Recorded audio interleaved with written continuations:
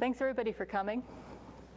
We're going to talk today about extending terminal services in Hyper-V VDI in Windows 7. I want to thank all of you for having found this, since this is one of the sessions that was announced on the second day. So go you for actually having found it. This is great.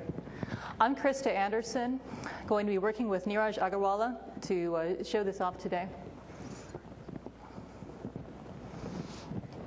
In broad terms, this is what we want to talk about.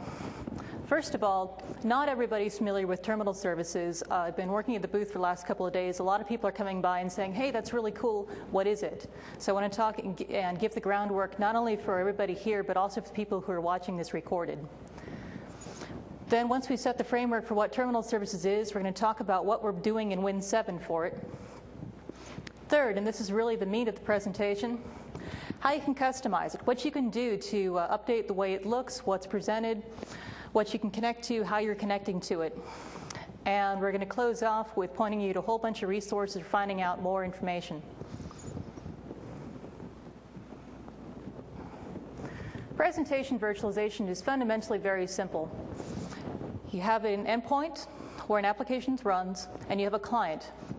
The application is not installed on the client. They see everything that's happening on the endpoint by virtue of the display protocol that connects the two of them. The application updates, or the visual updates, come down to the client via the remote desktop protocol. The mouse clicks and keystrokes go up to the endpoint, whether it's a terminal server or virtual machine or even a physical machine. Presentation virtualization is totally agnostic when it comes to what kinds of things it can remote. So long as the endpoint will accept an incoming RDP connection, you can virtualize the applications on it. Why would we do this? Why not just run the applications locally?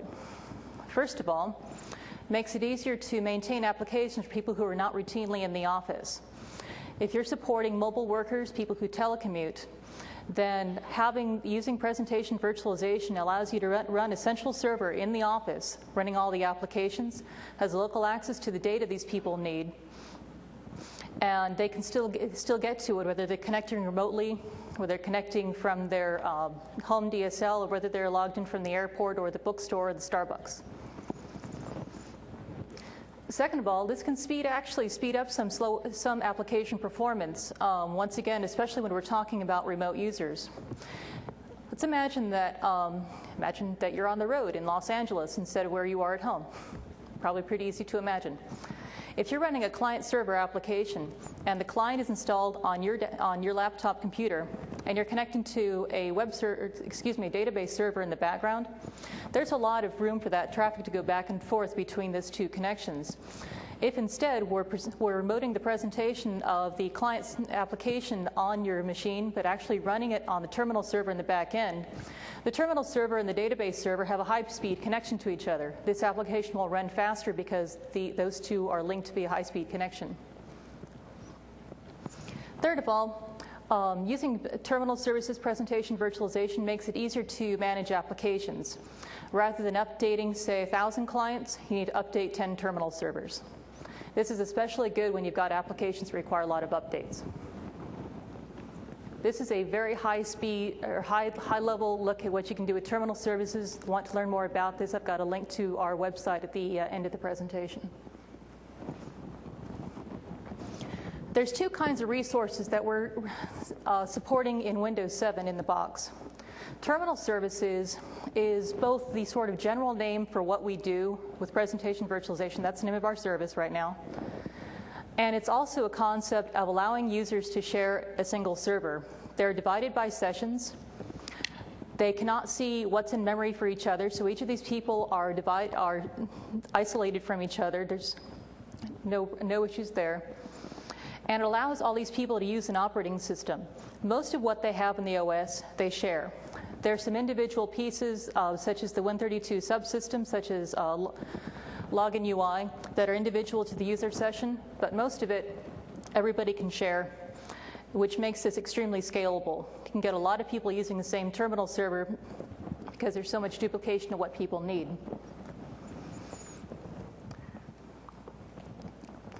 Terminal services has been around for about 10 years, and while it's a good solution, there's been a lot of interest over the last, say, 3 to 5 years in adding virtual desktop infrastructure, which is different from terminal services in that rather than giving people access to individual sessions, you're giving them access to individual virtual machines.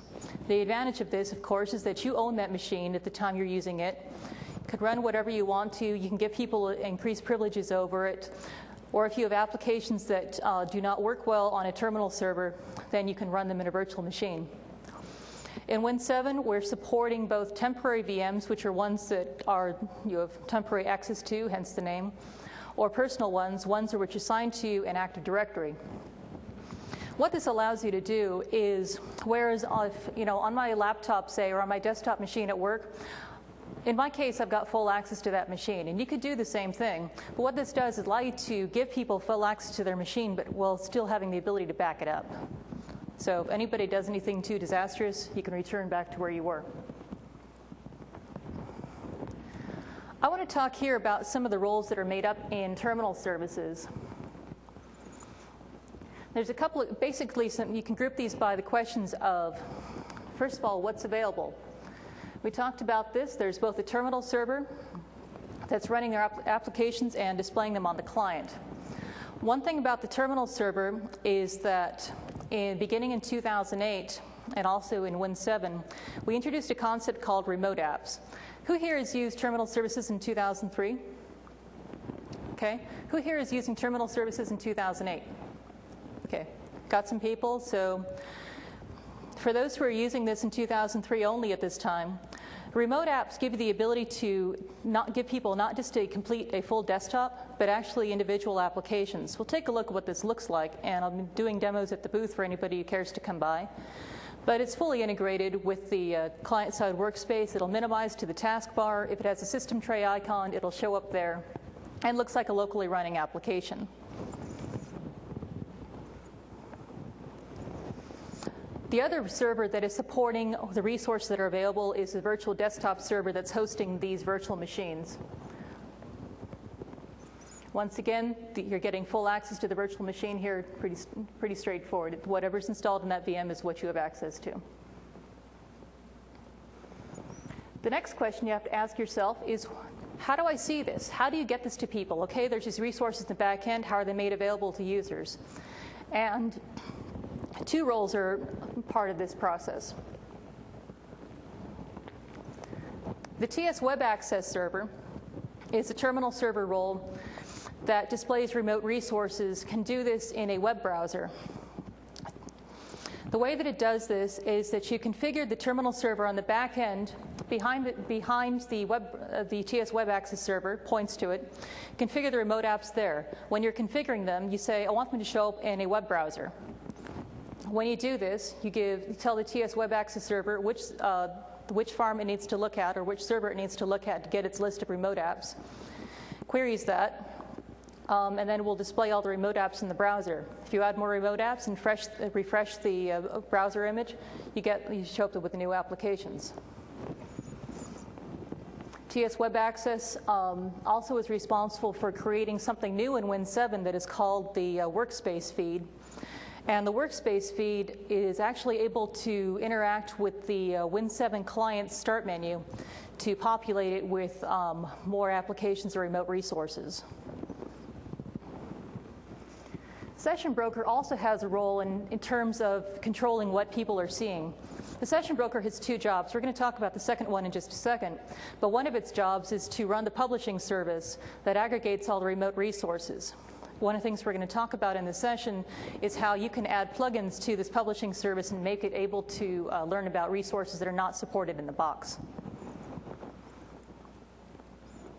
Next question is, how do I get to these resources? Two roles are involved here. First of all, I said the TS Session Broker had two jobs. Its other job is to, not surprisingly, broker connection requests. 2008 terminal services and Windows 7 supports in-the-box load balancing. It fundamentally works like this. If I have a connection coming in, The session broker will look at me and say, okay, here's Krista. Does Krista already have a session running on a terminal server? If so, it'll send me to that, it'll send my request for running a remote app to that session. All remote apps are running on the same terminal server will run in the same session. The reason why you want to do this is twofold. First of all, one session equals one copy of your profile that's open, so that you're not going to run into troubles with having multiple copies of the profile and lost data. Second of all, every session on the terminal server introduces overhead, because there are some per-user operating system elements that need to be there. Only one session means only one instance of those. So if I already have an existing session, the session broker will send me to that terminal server, connect me to the same session, I'll launch the remote app there. If I don't already have a session, the session broker will send me to the terminal server with the least number of connections at that time.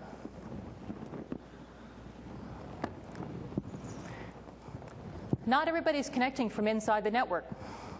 If you're connecting from outside the network, then you need the TS gateway. This is something that was introduced in Server 2008. This is one of my personal favorite features because we use it for enabling me to work from home. And basically what happens here is that rather than having to log in via VPN or by opening up port 3389 on the terminal servers, you can use TS gateway to support incoming connection along port 443. You can set up rules in TS Gateway to determine who's allowed to connect to the TS Gateway server and what resources they're allowed to get to on the back end. So it's not, you can actually limit it more. First of all, you can limit it more than you can limit a VPN connection.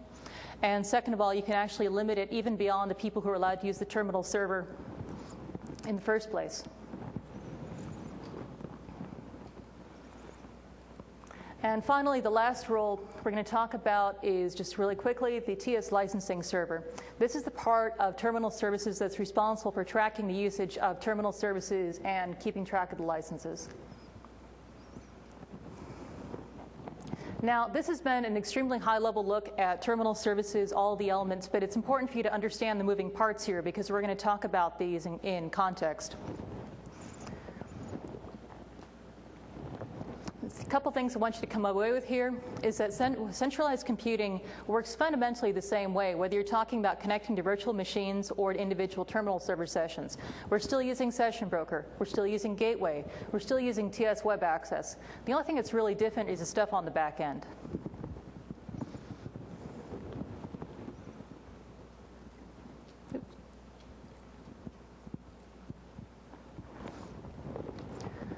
Everything we saw in that diagram was in Server 2008, with the one exception of the virtual desktop server.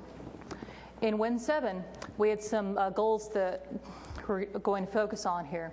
First of all, as you saw, we're adding new remote resources. We already did terminal servers, now we're doing VDI as well. Second of all, another big goal for us was to improve application compatibility. Most applications will run well on a terminal server if they will run well on a current Windows operating system. However, not all applications, especially some non-commercially available applications, do work well.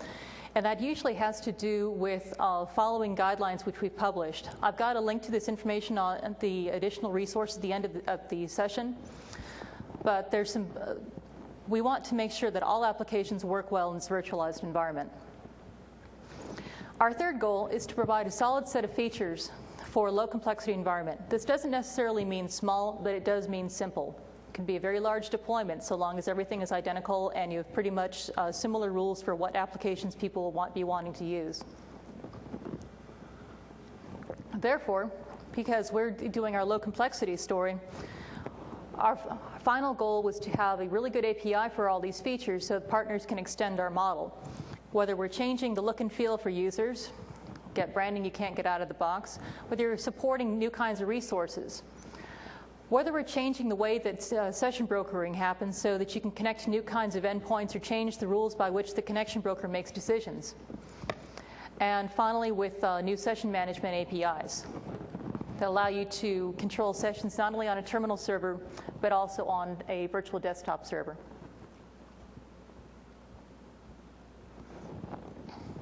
I'm going to start here in talking about the way that we're going to both change the way the presentation works and also about how to add more resources to it, I want to do a look at how publishing actually works in Win 7.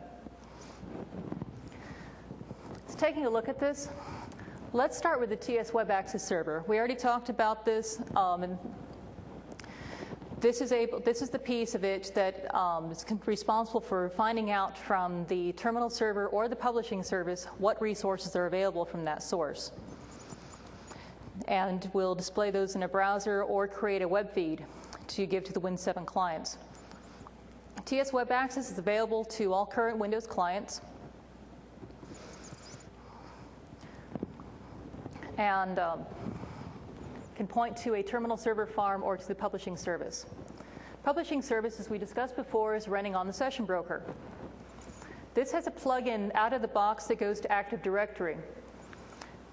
As mentioned earlier, virtual machines can either be used temporarily or assigned to individuals. So my assignment happens in Active Directory. The plugin communicates with Active Directory to see which virtual machines it should be using.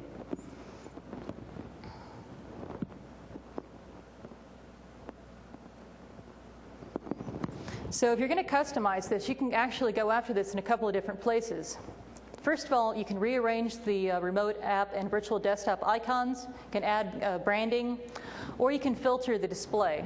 For example, you might add branding for if you're providing application hosting for different customers. You might be setting up individual websites for each of those customers with their company logo on it, rather than the out-of-the-box experience. Might be making it easier to find the remote apps people want by grouping them in certain ways if they have access to a lot of them.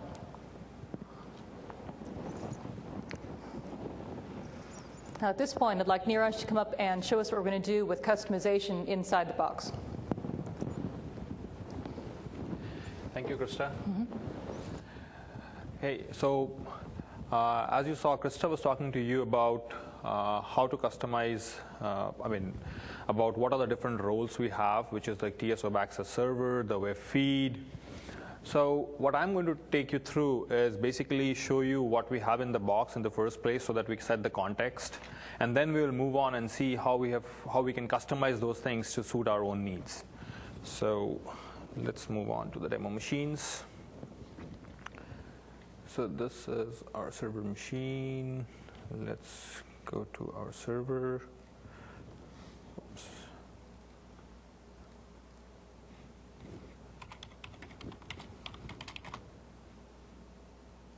So this is a Win 7 server machine that we have got here. And what we have is we have published a few applications on this Win 7 server machine. So the first thing I'm going to show you is how do you see those applications that has been published from this terminal server. So for that, we need to browse to Win 7 server, TS, and you authenticate yourself. So this is what you see. So this is the default web page that we ship out of the box. This is in Windows 7 2008 also had the same interface, and Windows 7 also has the same interface. So what you see here is basically there are two applications, Calculator and Paint, which has been published from this terminal server. And you can see two more desktops icons here. So these are the things that have been published by this terminal server for users to access. They can go to any client machine, type the URL, get the same list of applications, click on it, and they can launch their apps or the desktops they need to see.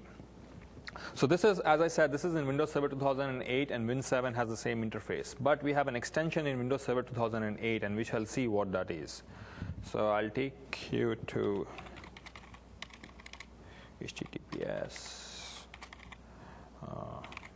server webfeed.asp.x. So this is the same applications displayed in an XML format, which is a feed. So this feed is pretty generic and can be used by any other application developer to render a new presentation layout on top. So first, I'll just walk you through the different fields in this feed which are of prime importance. The first thing we should see is the name of the feed. So here you see it's called PDC demo. That's what we have named the feed currently. The next important thing to see here is basically the resources. So if you see here, we have for every resource, we saw 4 resources in our in the TS Web Access page. So now here, for every resource, we have a node here, and which says what the resource is and what the title of the resource should be at display time.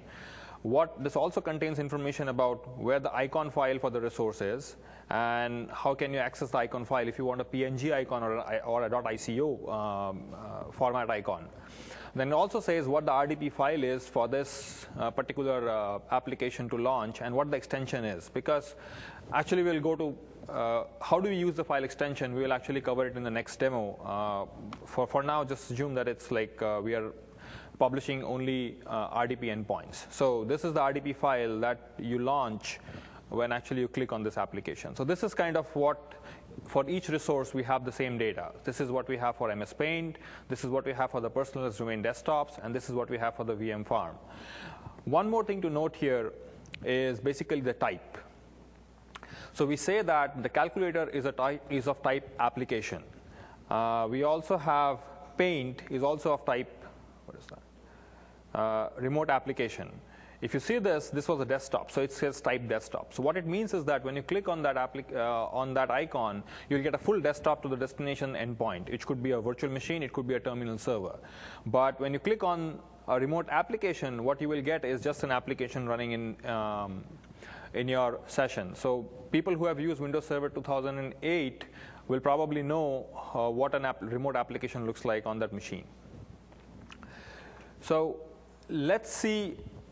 I'm going to show you one more thing here, which is like how do we use the feed in the box today. So for that, we have something called, I'll show you from a client machine, which is a Win7 client. So from the box, what we do is we have something called a concept of workspace. What workspace is basically all those 4 applications that we were seeing on a web browser can now actually show up in your start menu in your all programs. Currently, there's nothing. But so how do we integrate it? So for that, we will actually open Control Panel. Let's go to Control Panel, all Control Panel items,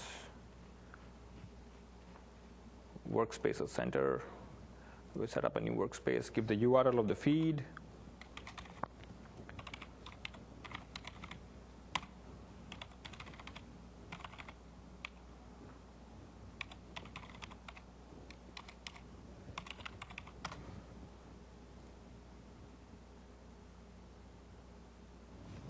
Authenticate.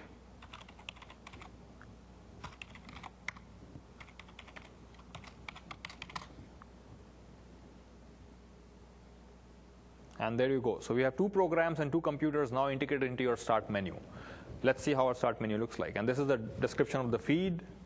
So we'll go to all programs, and you see there's a new folder called Workspace PDC Demo. If you remember, we have the feed named as PDC Demo. So now Workspace PDC Demo, if you click on it, you will see all the 2 applications and the 2 desktops show up in your start menu. You don't have to go to a web browser to launch them. From a Win7 client, you can just click on these icons, and you'll get the same experience for those applications and desktops. So this is all about what we already have today in the box in Win7. Now, since we have the feed, we have developed 2 more different representations for the web page that we have, and I'm going to show you those new web pages as well as the code for those web pages. So let's go to the server machine once again, and so what I have done here is basically use a style sheet, which I use on the feed, and not such flashy, but the point here is, I remember I told you about the type that we have in the feed. So this is basically making use of the type. So when I parse the feed and I see that there are 2 icons of remote desktops, I put them in a separate category, and when I see applications, I put them in a separate category. This is just one of the examples that you can do on the feed. And let's look at the code for this. So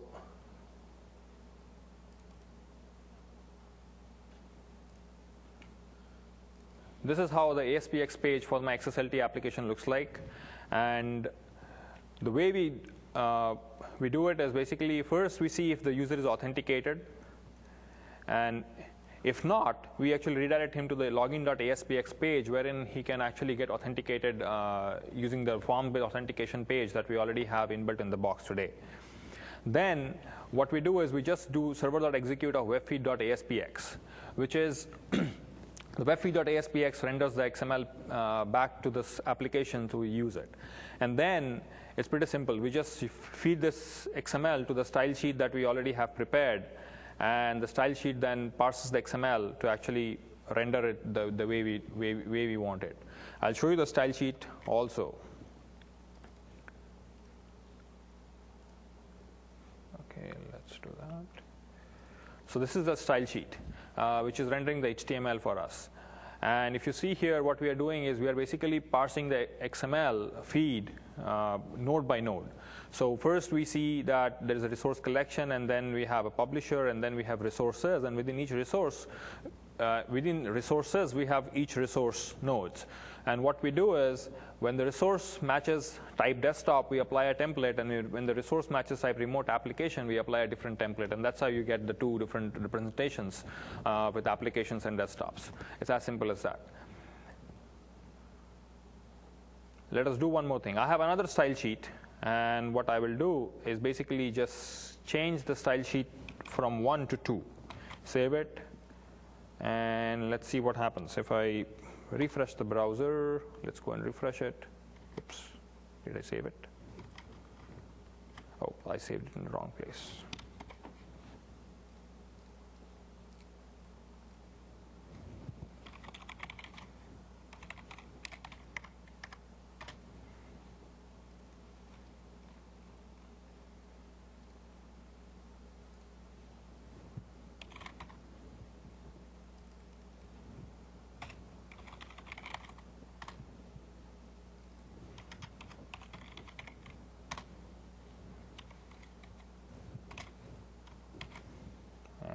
Now let's see what happens.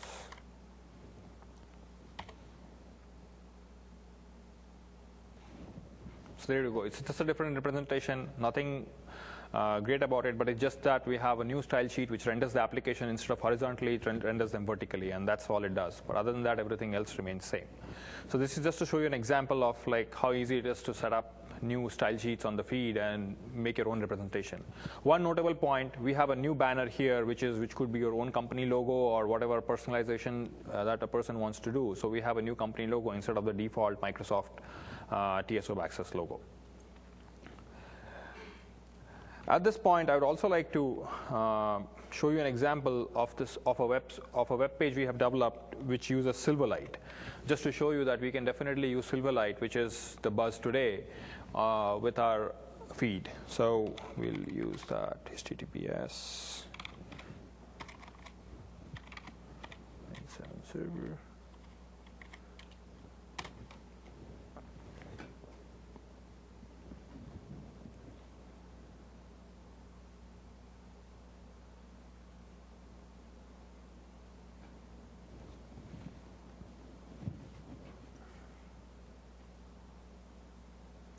So there you go. Nothing very great about it. Again, we don't have an animation right now, but we just want to show you that Silverlight, you can have a web page built with Silverlight for our feed. And let's quickly go through the code of this also. So we'll go there. And the first thing that I would like to show you here is my XAML. So let's look at the XAML. Oops.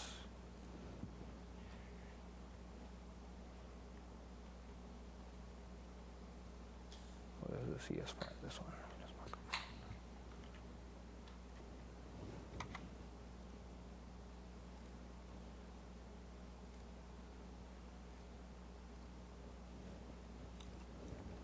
So in the XAML, what we have done is basically we have a list box.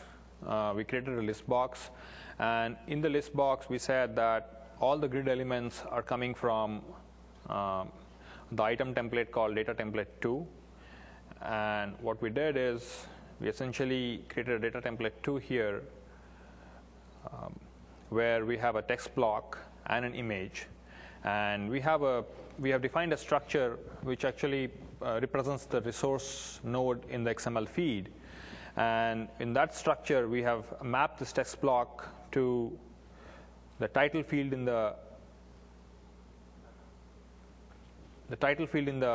our structure, and the image is something that we have mapped to the icon path field in my structure. So that's how, whenever I do an add of a new item in the list box, we just show up a new item. So whenever I add an application, it will just show up as a new application, and I just need to populate my structure within my code. And in my code, this is my structure resource, where whatever fields I need, basically I have only put 5 of them, but there could be more. So I have like title, I have the icon path, which I'm currently, these are the 2 things that I'm actually using today to display the applications and nothing else right now. So, and if I see my library, this is where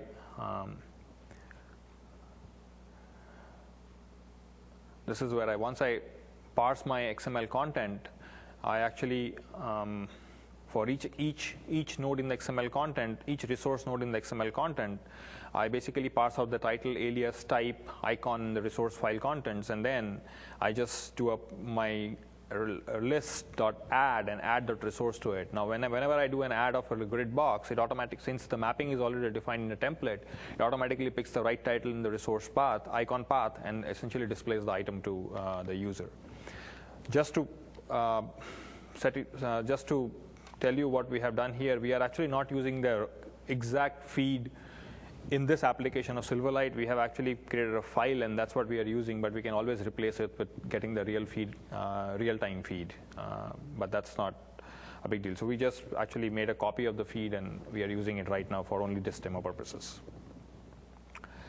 So that's, in a sense, on how you can actually extend the presentation virtualization presentation layer for the feed, using the feed for different users. So any questions? So I'll give the podium back to Krista for the rest of the agenda. Hey, Krista. Thank you, Neeraj.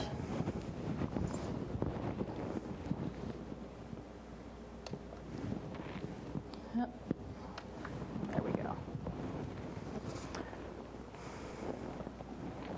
Okay. In addition to customizing the way that all the existing applications can be presented, as we mentioned before, you can add more. We talked earlier about the way that the publishing service is laid out, that it's aware out of the box of Active Directory, goes there to find out which personal desktops are assigned to people. You can actually add your own plugin to the publishing service, or multiple plugins, no known limitation to this, to support different kinds of resources. For example, AppV applications, also previously known as SoftGrid, for those who aren't familiar with the AppV term, give people access to physical desktops, give people access to resources that are using other protocols other than RDP, give people access to documents or other files. The plugin, each plugin that you do here will need to manage one particular data type, or one file type rather. But you can have the publishing service become aware of all new kinds of media here. All new kinds of media, all new kinds of applications, all new kinds of resources. What we're going to show today is about how to add AppV to this scenario. And I wanted to explain why we're actually doing this. We're dealing with presentation virtualization where everything's running on the back end, right? AppV is actually enabling one thing that terminal services and VDI don't do well, which is offline access. I had to fly to get here. I'm assuming that most of the rest of you did too. When you're sitting on the plane, if you are dependent on network access to use your applications, you can't run them. Therefore, for that scenario, we want to add AppV applications to our TS Web Access to our workspace. So that's what we're going to go ahead and do at this point.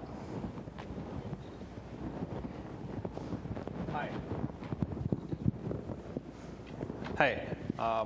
So as Krista told you about how we can add more content to the feed that we saw in the earlier demo. So in the earlier demo, we saw that we had RDP endpoints. There were 4 of them, which were being shown in the TS Web Access page.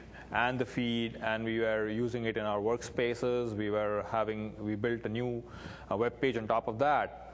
But now here we are talking about how to extend our publishing service to actually not only render RDP endpoints, but also non-RDP endpoints. Specifically, we'll be looking at AppV resources, which formerly was called SoftGrid resources. So let's again go to the demo machine.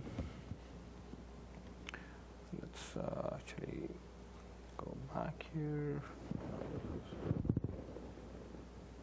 Okay, let's close this browser.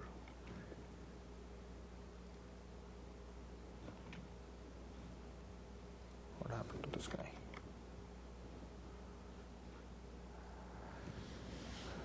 So before we go to how to extend it, first let us see what centralized publishing is doing for us.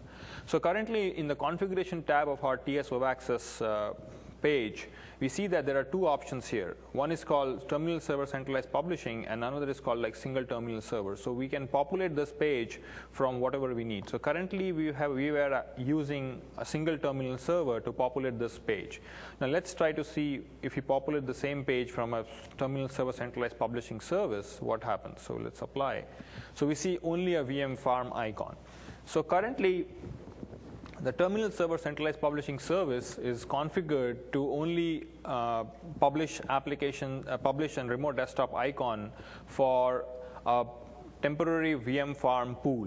If you remember, Krista talked to you about the temporary VM farms versus personalized VM desktops, wherein you can actually pre-assign a desktop to a user.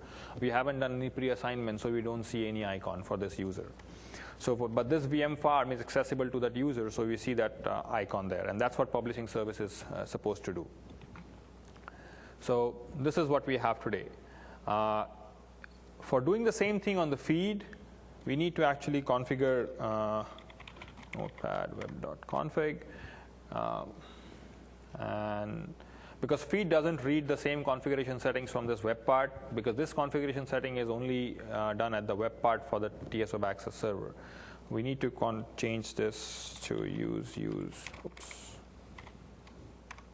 cpub equals true. So now even the feed is using, so we'll see how the feed looks like. So if you see here, it only has like one resource, and that's basically the VM farm that TS Web Access shows us. So both the feed and the TS Web Access are now using centralized publishing servers to actually render applications to users. Now let's see how we can extend this for SoftGrid applications, AppV applications. So we already wrote a plugin, and I'll take you to the code later, but first see how the experience looks like.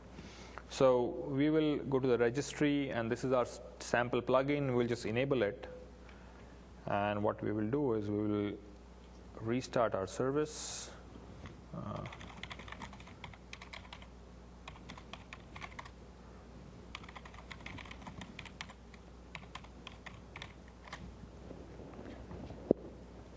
And now let's go to our web page, and let's refresh. And so there we see now 3 more applications in addition to the VM farm. VM farm was always there; it still remains. And for the new plugin that we enabled, the new plugin is actually rendering these 3 applications to us. Let me go to the client, PDC Vista. It's a Vista machine. And let's try to access the same applications from here.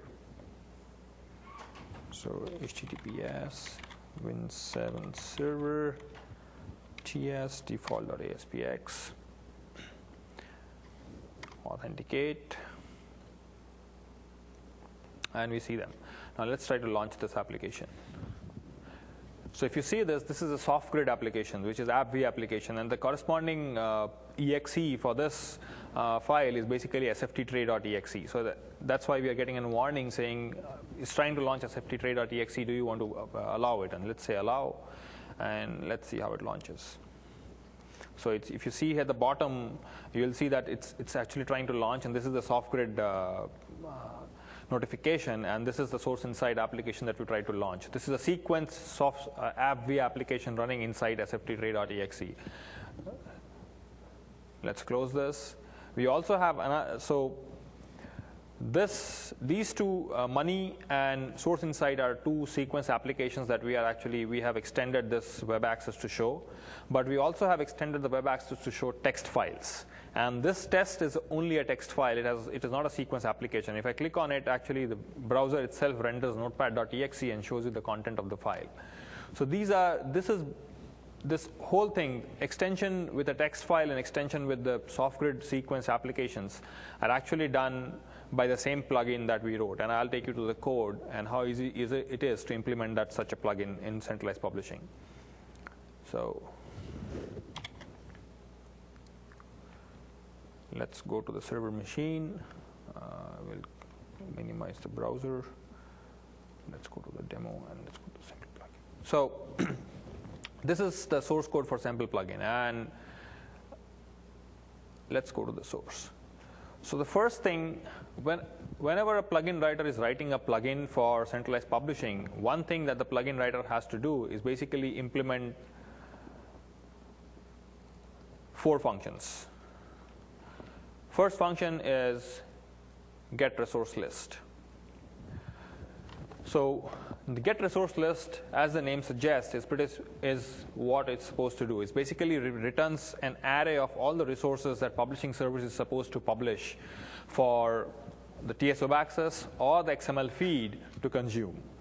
And here is what the publishing service expects this call to return an array in this variable. An input that this service gets is a user ID. The reason that we send the publishing service sends the user ID to this plugin is basically so that if the plugin requires it, it can actually do filtering based on user ID if it needs to, because publishing service is agnostic to what kind of resources are coming from and what resources are coming from. Publishing service just displays whatever is coming from the plugins. So that's why if any filtering has to be done, the filtering has to be done in the plugin. So that's the first function that this plugin has to implement. The second function is get resource. This is actually not implemented and not being used right now. So let's just ignore it. The other 2 functions are pretty for diagnostic, for bookkeeping purposes, which is the plugin name and the plugin version that the plugin has to tell the publishing service. The publishing service knows what plugin it loaded and what version of the plugin it loaded for just academic purposes. So this is all that that somebody has to implement. Basically, this is the main function that somebody has to implement to actually render applications onto TS web access and feed. We will also see the structure. So essentially, I said it's a list of resources that this API has to return. But what does this resource constitute of? What are the contents of this resource? So this is the structure, that's the content of this resource, basically. And this is what has to be populated. This structure is almost a copy of all the different attributes we saw for a resource in the XML feed. So in the XML feed, we saw that it had a type, it had icon path, it had file contents like RDP file contents, and it had name, alias. So all the things that you see there are actually part of this structure. So alias, name, file extension, that's an RDP file or an OSD file or a text file. Is discoverable is a field which actually says whether the resource should be actually displayed in the web access or it should be hidden in the web access. Then we have icon contents, we have resource file contents.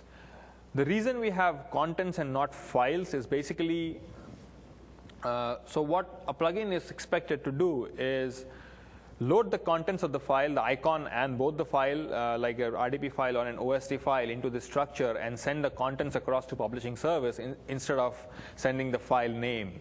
Because file name, this publishing service might reside on a different machine as opposed to the web access server and the actual client. So if we send across file names, it will be difficult to access the files at runtime. So we send across the contents. And this is what publishing service also does. Publishing service also sends across the contents to web access server. The web access server, in turn, uses the contents and creates files for clients to launch and use. So that's basically the structure that has to be filled in. And what we have done in our plugin, let's go and see our plugin code. So what we have done in our plugin is very simple. We assume that all the content that we want to publish is part of C content directory. So let's go and see what we have in C content in this machine. So in this machine, I have a test.txt file, which has a hello in it, and then a corresponding icon. And I have an OSD file, which is the sequenced application file for SoftGrid, for AppV to actually launch that application. And we have a corresponding icon. Similarly, we have Money 2007 OSD file, and we have a corresponding icon. So what we do in our code, we simply open this directory. We open this directory, look for all the files with non-icon extension. For example, this, and this. So we open these files, we populate the structure. For example, we know that the alias, we assume that the alias is same as the name of the file, excluding the extension. So that's what we do here. We put the file name in the alias field of the structure. We put the file name in the name of the structure. File extension is the extension of the file, which is the OSD. And in this case, it is text. Resource plugin type is myself. So I put the plugin name in the resource plugin type. This is our own plugin name, the test plugin. And we say that it has to be discovered in TS Web Access. So we say true. Then what we do is we essentially open the file. We read the contents. And we just put the contents in PB file contents. So we put the file in resource file contents portion of the structure. So that is, we just put them in wchar format. Same thing we do with the icons. We open the icon file, and then essentially we write the icon to the same buffer in the structure. So this is the way, and once we do that for all the different files that we find in the directory, because we're enumerating the directory one by one. So once we have done all of that, publishing service just automatically picks up, gets the array back, and from that array, whatever contents it sees, it just goes on and displays it. And so we essentially end up seeing this 4 different kinds of, like 3 different we saw the 3 different applications here because we had 3 different applications inside the C content directory. And one VM farm was coming from earlier that we created.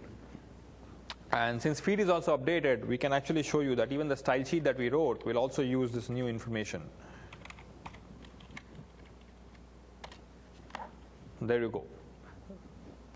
There's a bug, which I don't know if you've spotted. The VM farm is showing up in applications when instead it should have showed up in desktop, but that has been fixed for beta, but it was there in M3. So this is like an M3 build that we are using. So in beta, VM farm will show up as remote desktop. So that's about it. So I'll give the podium back to Krista for the rest of the agenda. Thanks. Okay. Thank you, Neeraj.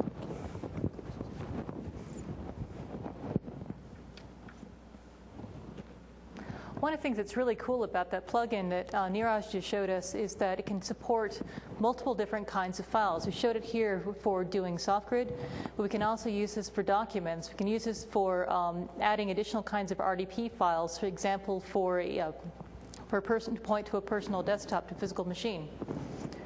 So it's extremely flexible. All you have to do is update the file type it's associated with. The next thing we want to talk about is what you can do to enhance connection brokering. As mentioned before, connection brokering was included in 2008 in the standard server SKUs, and it supported connection brokering to terminal servers in the box. We had an extensibility API for replacing the connection brokering logic, basically taking out its brain and telling it a new way of sending the connections. We've got this documented on MSDN. Once you take a look at the TS team blog, I've given you the link in the end of the documents, but this is also explained up there as well. In Win 7, we did something a bit different. First of all, you don't have to replace the brokering logic to support VDI. It's already there in the box.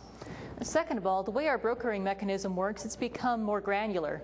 So if you want to teach the connection broker something new, rather than totally ripping out its brain and replacing it, you're able to add new kinds of plugins to the connection brokering service, similarly to the way we added them to the plugin, or excuse me, to the publishing service.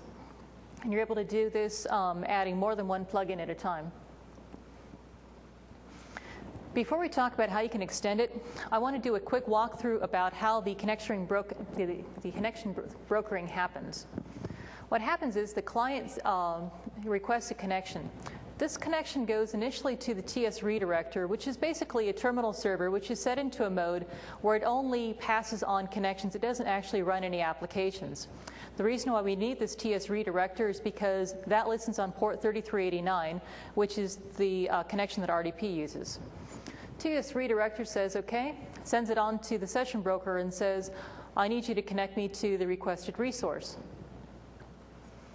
The session broker evaluates the requested resource according to the policy, which is, okay, is this going to a farm? If so, what kind of farm? Is this a terminal server session or a virtual machine session?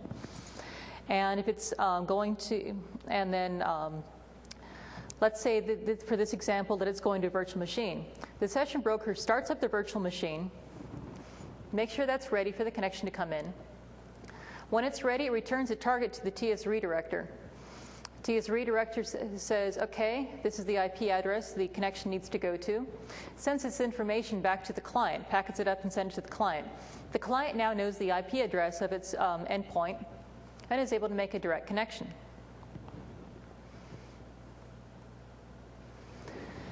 So the way you can support this is, as we saw, you can either add new policy plugins which say, I want to make a different kind of choice here over where I should be connecting to.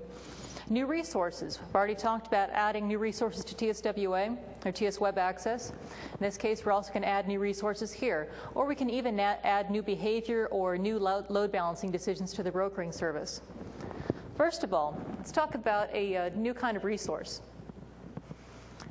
Out of the box, the brokering service does just the plugins to the terminal server and the virtual desktop server.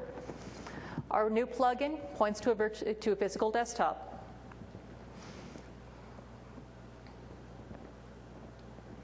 Another possibility is new load balancing rules. By the way, I'm showing this here as only a single plugin because otherwise the diagram was getting extremely complex to look at, but you can have multiple plugins to the brokering service at the same time. It's not a one-off deal. So our new load balancing rules. Out of the box, we look to see which terminal server has the lowest number of sessions, or if we're connecting to a virtual desktop farm, which virtual desktop server has the lowest number of running virtual machines. Let's decide to take the performance counters into question. Look at server stress. What's the CPU usage on this terminal server? How much memory is in use on this terminal server? How many disk I/O operations are waiting on this terminal server? All of this information is exposed through perfmon counters, and you can consume it in your plugin and use that to make your brokering decisions. Another option would be, what IP address is the original request coming in from? You may want to give people access to different things depending on whether they're coming from inside the network, where they've got one set of IP addresses, or outside the network, where they've got a different set. You might even decide to do connection brokering based on what time of day it is. Give people access to different applications. Say there are some things which you shut down at 5 o'clock and do not make available for security reasons after that time. All of these things can be handled through plugins to the brokering service. We can also add new behavior. Remember we talked about adding this new resource of our physical desktop, right? Well, what happens if that physical desktop is off? In that case, we want to implement wake on LAN. We can do that with what's called a filter plugin to the brokering service. add in our plugin here for the physical desktop, and we've not only routed the connection, but we've opened up the physical desktop. Another option for new behavior is, let's say that the VMs are not actually currently situated on top of the virtual desktop server. They're sitting in a storage library. They need to be on the virtual desktop server. Therefore, we'll tell our plugin to go and get that VM. Go and make sure that it's running on the server where it needs to be. Another option is the ability to assign VMs to individuals. We'd mentioned before about how you can have either a temporary VM, which you're using for the duration of that session, or is assigned to you permanently, becomes your personal desktop. You can do a plugin that will assign a VM on the fly to somebody and make it theirs forever.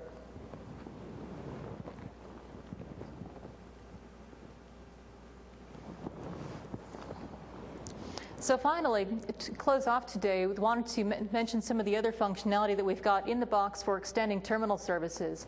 Fundamentally, as you've seen today, this whole system is designed to be extended. That is what it is for. So for better driver support, we've got kernel mode session notifications in Windows 7. Our session management API, which has been in there for terminal services since for the past 10 years, has been extended to support virtual machines as well as terminal server sessions. We have new support for MSI installs.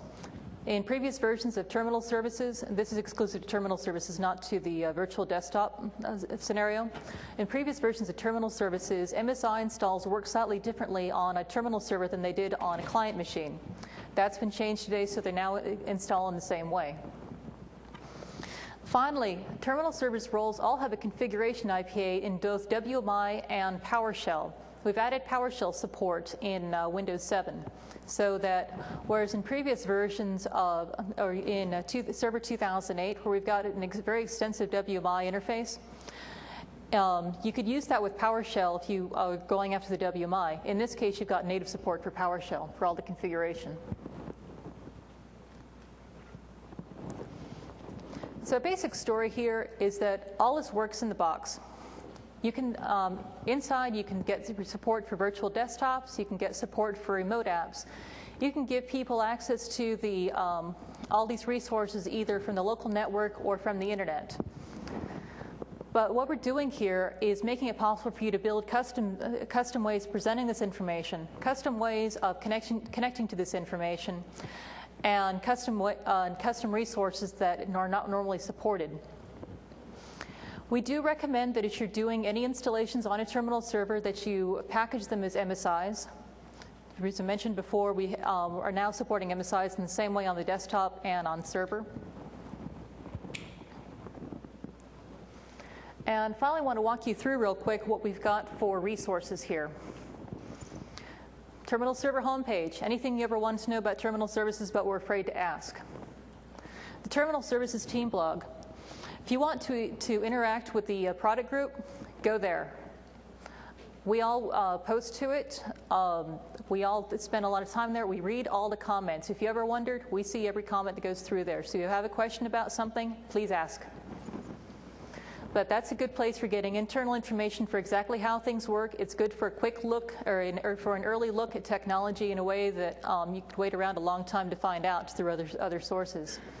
We are actually planning to make the source code available from the TS team blog, so come back and check in if you'd like to see any of the samples that we talked about today and more information about them. Terminal Services News Group. This is a public news group. This is a great place to go and get infrastructure information. It's monitored by the Terminal Services product team. We all watch it. Once again, we answer all the questions there. Also, a number of the Terminal Services MVPs hang out there and are all great sources of information for people outside Microsoft if you'd like for a view not just from the product group but also from the way things are done in the field. All our documentation is available online here. All these WTS APIs for monitoring sessions, all the WMI, all the RDP management is available online at our development documentation link. We have AppCompat programming guidelines. Mentioned earlier, we're working really hard on our AppCompat story in Windows 7 in 2008. We'd really like anyone developing applications for this platform to take a look at our programming guidelines. We have some information in the blog on this as well. We even have a tool that you can use for testing your applications to see if they should be running well on a terminal server. Another resource that will be out and available late next month is a terminal server resource kit. I actually wrote this as it's a IT pro guide for people who are deploying this for 2008. But it's also got a lot about system architecture in it and how the different pieces talk to each other, which may be useful to you as you're deciding how to design your applications here. And finally, for more working with Silverlight, these are some training videos that are online, publicly available. These are really good to work with. So thank you all very much for coming and finding this session. We're really glad to see everybody coming here. Anyone, if you have any more questions or follow-ups, we are happy to talk to you. We'll be at the virtualization booth. I'll be showing both the back-end management tools for this. We can get a better look at those. I know we went through at a very high level what the management interface looks like. You can also see our new features in RDP and Win 7, what we're able to do with high-speed remoting and efficient remoting. Come by and play Pac-Man since we have a DirectX application showing that. So any questions at this point? Yes, sir. When you talk about Windows 7 Server, is that the same thing as 2008 R2? Or Yes, sir. Thank you. The question was about whether Windows 7 Server is the same thing as 2008 R2. The answer is yes. We've been calling it Windows 7 internally, and I slipped. So my apologies for any confusion there. Yes, Server 2008 R2, Windows 7 client. Anyone else? Yes, sir. Can you use the microphone, please?